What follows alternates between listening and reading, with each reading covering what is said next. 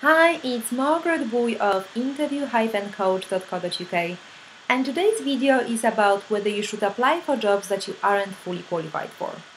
While I won't give you a straight yes or no answer, I'd like to share some observations from my recruitment work and also my interview coaching practice.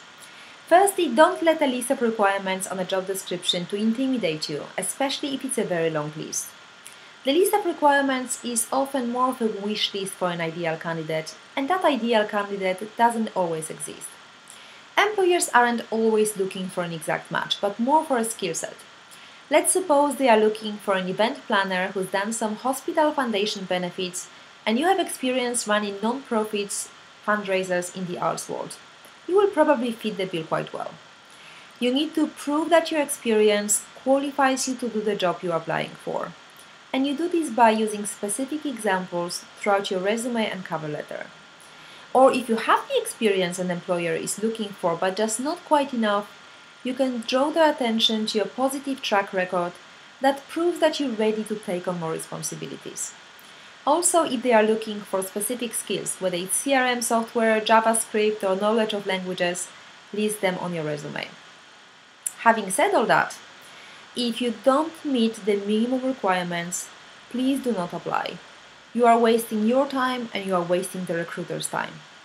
If you apply for something that you're completely not qualified for, you will be remembered and not in a positive light. I've seen the same person apply for over 20 jobs within our company. Even if a job came up that this person would be suitable for, they just wouldn't be considered a credible candidate.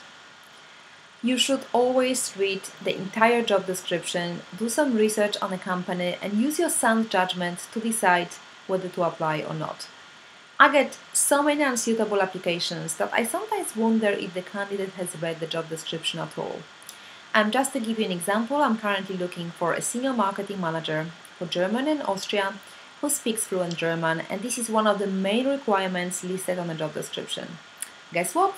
More than half of the people who applied don't speak German.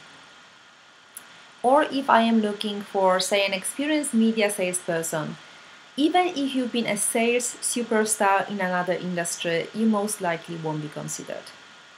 You're really going to have the best chances applying for jobs that you are qualified for. You don't have to be the perfect match, but you should be fairly close. When employers get a lot of applications from highly qualified candidates, there's just no incentive for them to consider someone less qualified. Of course, there are degrees of qualified. If they want, say, 10 years of experience and you have 2 years of experience, then this probably isn't a job for you. But if they want 3 to 5 years of experience and you have 2 years and you can write a really good cover letter and point to your excellent accomplishments in those 2 years, I would say go ahead and apply. Because there are so many candidates applying for most open positions these days. Many times companies find themselves ruling out perfectly qualified candidates simply because they have too many from which to choose. With this in mind, please do yourself a favor and don't apply for jobs if you are not qualified. Employers write their job descriptions in order to attract candidates who are a good match. If the ad says they're looking for XYZ qualifications, I can guarantee you one thing: yes, they really mean it.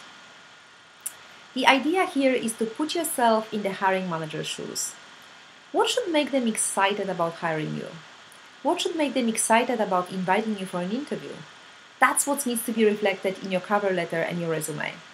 If you can't figure out why they should be excited about hiring you, then there's no way you can expect them to figure it out. And that means you need to move on to a different opening, one where you can make a compelling case for yourself. I hope that you found this video useful. I'd love to hear your comments on what I've said, whether you agree with or not. So please feel free to leave me your comments below. Bye for now.